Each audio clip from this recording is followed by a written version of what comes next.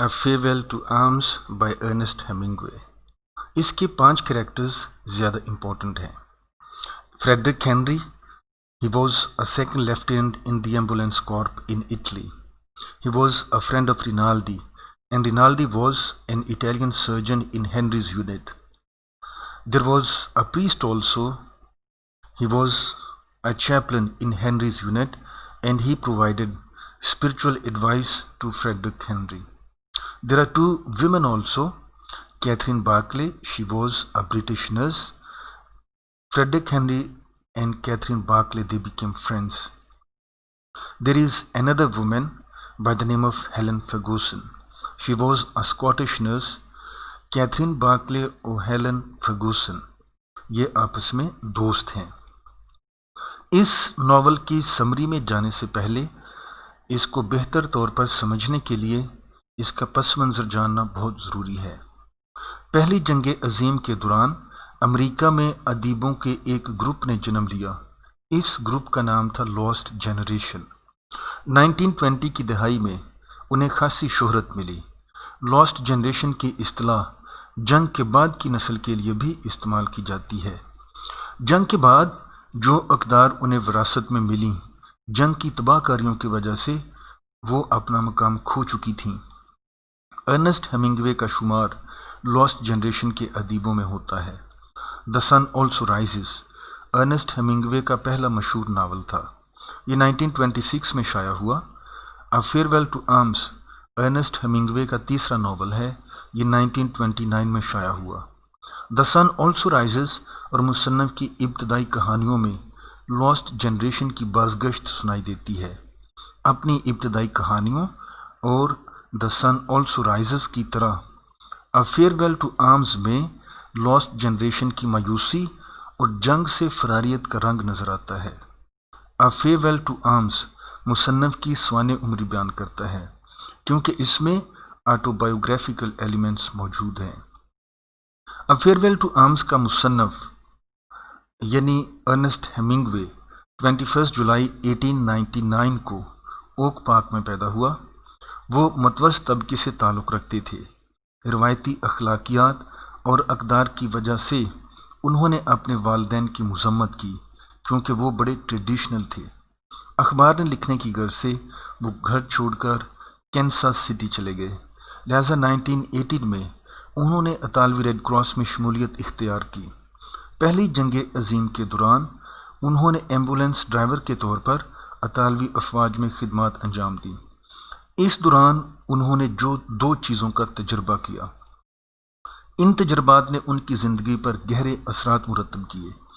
8 जुलाई 1918 में कैपुरेतो के मकाम पर 3 इतालवी फ़ौजियों के साथ दुश्मन फ़ौजों की जानब कदम बढ़ा रहे थे.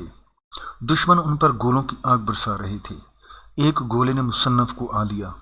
वो शदीद ज़ख्मी हुआ और यूं उसने करीब से मौत का तजर्बा किया. उसे मिलान के एक हस्पताल मुंतकिल किया गया जहां वो एक नर्स की मोहब्बत में गिरफ्तार हुआ. उस नर्स का नाम था एग्नेस वॉन क्रॉस्की. हेमिंगवे की ज़िंदगी और उनके novel a farewell to arms में एग्नेस वॉन क्रॉस्की के किरदार पर स्कॉलर्स तकसीम हैं. कुछ के नज़दीक मुसन्नफ़ ने अपने शोहरत याफ्ता novel a farewell to arms में लेफ्टिनेंट हेनरी और कैथरीन बार्कले की प्रेम कहानी में एग्नेस वॉन क्रॉस्की से गहरे ताल्लुक़ का जिक्र किया है. मुसन्नफ़ ने 4 शादियाँ की. सितंबर 1921 में उन्होंने पहली शादी की और पेरिस में सुकूनत इख्तियार की. द सन ऑल्सो राइजेस 1926 में, जबकि अ फेयरवेल टू आर्म्स 1929 में शाया हुआ. इन 2 नावल्स ने मुसन्नफ़ को शोहरत की बुलंदियों तक पहुंचा दिया. इस नावल के किरदार पहली जंग अज़ीम के दौरान और जंग के बाद लोगों के नफसियाती मसाइल की तस्वीर पेश करता है. दूसरी जंग अज़ीम के बाद उनकी जिस्मानी और ज़हनी सेहत बिगड़ने लगी और वह ज़हनी दबाव का शिकार हुए. 1952 में उन्होंने the old man and the सी के नाम से कहानियों का मजमूआ लिखा और उन्हें पुलित्ज़र प्राइज़ से नवाजा गया. उसके 3 साल बाद अदमी खिदमत के सिले में उन्हें नोबेल प्राइज़ मिला. وہ ذہنی دباؤ کا شکار رہے اور بالآخر 2 جولائی 1961 کو اپنے ہی گھر میں کیچم ایڈاہو میں انہوں نے اپنے آپ کو ختم کر لیا۔ تو اب ہم بات کرتے ہیں فیئر ویل ٹو آرمز کی سمری پہ۔ فیئر ویل ٹو آرمز 1926 سے 1928 کے درمیان لکھا گیا اور 1929 میں منظر عام پر آیا۔ امریکہ اور بیرون ملک اس ناول کی سیٹنگ ہے۔ فریڈرک ہینری اس ناول کا ہیرو ہے، زیادہ تر فرسٹ پرسن میں اور کبھی کبھار سیکنڈ پرسن میں وہ اپنی کہانی بیان کرتا ہے۔ لیفٹیننٹ فریڈرک ہینری ایک خوبصورت امریکی نوجوان ہے۔ وہ اٹلی میں آرکیٹیکچر کا طالب علم ہے۔ پہلی جنگ عظیم چھڑ جاتی ہے۔ اسے بچپن سے فوجی بننے کا شوق تھا۔ اس کی بینائی کمزور ہے۔ وہ ایمبولینس ڈرائیور کے طور پر اٹلی کی جانب سے جنگی محاذ پر خدمات انجام دے رہا ہے۔ سردی کا موسم شروع ہے۔ جنگ اپنے اختتام کو پہنچ رہی ہے۔ ہینری اٹلی کی سیر کرنے کا منصوبہ بناتا ہے۔ سردی کے بعد موسم بہار میں وہ واپس لوٹتا ہے۔ پاس ہی برٹش ہاسپٹل ہے۔ وہاں اس کی ملاقات کیتھرین بارکلے سے ہوتی ہے۔ وہ ایک انگریز نرس کی معاون ہے۔ رینالڈی ہینری کا دوست ہے۔ وہ کیتھرین بارکلے سے دوستی کرنا چاہتا ہے۔ جب ہینری اور کیتھرین کی دوستی عروج پر آتی ہے تو رینالڈی پردہ اسکرین سے ہٹ جاتا ہے۔ کیتھرین کے منگیتر کی موت ہو جاتی ہے، جس کی وجہ سے وہ شدت غم سے نڈھال ہے۔ وہ اپنے غم کو بھلانا چاہتی ہے۔ وہ محبت کی متلاشی ہے۔ وہ ہینری میں دلچسپی ظاہر کرتی ہے۔ دوسری جانب ہینری پر جنگ کے اثرات نمایاں ہیں۔ وہ غیر سنجیدہ دکھائی دیتا ہے۔ جب وہ میدان جنگ میں زخمی ہوتا ہے تو اسے میلان کے ہسپتال لے جاتے ہیں۔ ڈاکٹرز کی ٹیم اسے 6 مہینے بیڈ ریسٹ کا مشورہ دیتی ہے تاکہ اس کے گھٹنے کا آپریشن کیا جا سکے۔ ہینری اس بات کے لیے رضامند نہیں۔ اس کی ملاقات ڈاکٹر ویلنتینی سے ہوتی ہے۔ وہ ہینری کے آپریشن کے لیے تیار ہے۔ کیتھرین کی میلان تبدیلی ہو جاتی ہے۔ ہینری اس بات سے خوش ہوتا ہے۔ وہ اس کی دیکھ بھال کرتی ہے۔ وقت گزرنے کے ساتھ ساتھ ہینری اور کیتھرین کے تعلقات میں شدت آ جاتی ہے۔ ان کی محبت جھوٹے وعدوں کا کھیل نہیں رہی۔ ان کی محبت بڑھتی جاتی ہے۔ وہ ایک دوسرے کی محبت میں گرفتار ہیں۔ صحت یاب ہونے کے بعد ہینری 3 ہفتے کی چھٹی پر ہے۔ اس کے بعد وہ دوبارہ جنگی محاذ پر جائے گا۔ اس دوران وہ کیتھرین کے ساتھ سفر کا ارادہ بناتا ہے۔ کیتھرین اسے بتاتی ہے کہ وہ حاملہ ہے۔ اگلے دن ہینری میں یرکان کی تشخیص ہوتی ہے۔ مس وان کیمپن ہاسپٹل کی سپرنٹنڈنٹ ہے۔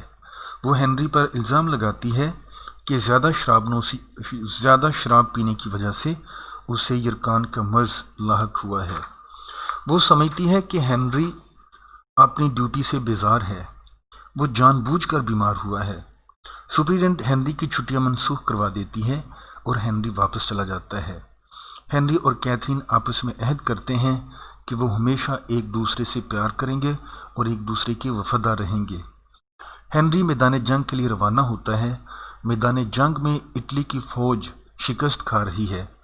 جرمن افواج ہر لمحہ اٹلی کی جانب آگے بڑھ رہی ہیں۔ اٹلی کی فوج روز بروز اپنا علاقہ کھو رہی ہے اور افرادی قوت تیزی سے کم ہو رہی ہے۔ ہینری جو ہی وہاں پہنچتا ہے جرمنی افواج گولے برسانا شروع کر دیتی ہیں۔ اٹلی کی اتحادی افواج پیچھے ہٹنا شروع کر دیتی ہیں۔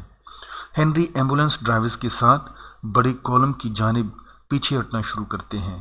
راستے میں وہ 2 انجینئر سارجنٹس اور 2 اطالوی لڑکیوں کو ساتھ لیتے ہیں۔ لڑکیاں خوفزدہ ہیں۔ ہینری اور دوسرے ڈرائیورز اس جگہ کو چھوڑ کر دوسرے راستے کا انتخاب کرتے ہیں۔ ان کا خیال ہے کہ متبادل راستوں کے ذریعے وہ جلدی واپس لوٹ جائیں گے۔ جبکہ ان کی ایک گاڑی گارے میں پھنس جاتی ہے تو ہینری انجینئر سارجنٹس کو گاڑی نکالنے کے لیے مدد کا حکم جاری کرتا ہے۔ وہ مدد سے انکار کرتے ہیں اور ہینری ان میں سے ایک کو گولی داغ دیتا ہے۔ دوسرے ٹرکوں کے ڈرائیورز اپنا سفر جاری رکھتے ہیں، کبھی پھنس جاتے ہیں اور کبھی گاڑیاں نکال کر اپنا سفر جاری رکھتے ہیں۔ وہ لڑکیوں کو بھیج دیتے ہیں اور اڈائن کی جانب پیدل پیش قدمی کرتے ہیں۔ وہ پیدل چل رہے ہیں۔ اطالوی فوج کا ایک محافظ ایک ڈرائیور کو گولی مار کر ہلاک کر دیتا ہے، ایک دوسرا ڈرائیور ہتھیار ڈال دیتا ہے۔ ہنری اور دوسرے ڈرائیورز پاس کے فارم ہاؤس میں پناہ لیتے ہیں۔ اگلے روز وہ پسپا فوجیوں کے ساتھ جا ملتے ہیں۔ ہر طرف افراتفری کا عالم ہے۔ اٹلی کے شکست کھانے سے فوج میں غم اور غصے کی لہر دوڑ گئی ہے۔ وہ کمانڈنگ آفیسرز کو نکال کر موقع پر مار رہے ہیں۔ پولیس ہنری کو پکڑنے کی کوشش کرتی ہے۔ ہنری وہاں سے بھاگ نکلتا ہے اور پاس کے دریا میں کود جاتا ہے۔ بہتے پانی کے دھارے کے ساتھ ہنری تیر کر محفوظ مقام پر پہنچ جاتا ہے۔ وہاں سے وہ میلان جانے کے لیے تیار ریل میں سوار ہوتا ہے۔ ریل میں جنگی ساز و سامان چھپا کر رکھا گیا ہے۔ ہنری اس سامان میں چھپ جاتا ہے۔ وہ سمجھتا ہے کہ اس نے اپنی جنگی ذمہ داری پوری کر لی ہے، اب وہ کیتھرین کی طرف لوٹنا چاہتا ہے۔ سٹریسا کے مقام پر وہ کیتھرین سے جا ملتا ہے۔ وہاں سے وہ ایک چھوٹی کشتی کے ذریعے ساری رات سفر میں گزارتے ہیں اور سوئٹزرلینڈ پہنچ جاتے ہیں۔ اٹلی اور جرمنی کی جنگ میں سوئٹزرلینڈ غیر جانبدار رہا۔ وہ جنگ کو ہمیشہ کے لیے خیرباد کہتے ہیں اور مونٹریکس میں سکونت اختیار کرتے ہیں۔ ہنری نے جنگی محاذ کو ترک کر دیا ہے، لیکن کبھی کبھار ایسا کرنے پر اسے غلطی کا احساس ہونے لگتا ہے۔ اس کے باوجود ہنری اور کیتھرین کامیاب، خوبصورت اور پرامن زندگی گزارتے ہیں۔ موسم بہار میں وہ لوزین آ جاتے ہیں کیونکہ ہاسپٹل اس کے بہت قریب ہے۔ ایک دن صبح کے وقت کیتھرین درد ذیل میں مبتلا ہوتی ہے۔ کیتھرین کی جسمانی ساخت بچہ جننے میں دشواری کا سبب ہے۔ اسے بڑی تکلیف کا سامنا ہوتا ہے۔ اس رات وہ ایک نوزائیدہ بچے کو جنم دیتی ہے، یعنی بیبی بوائے کو، اور زیادہ خون بہنے کی وجہ سے دم ٹوٹ جاتی ہے۔ ہنری مرتے دم تک اس کے ساتھ کھڑا رہتا ہے۔ وہ کیتھرین کو گڈ بائی کہنے کی کوشش کرتا ہے لیکن ناکام رہتا ہے۔ باہر بارش کا سماں ہے، بارش ہو رہی ہے۔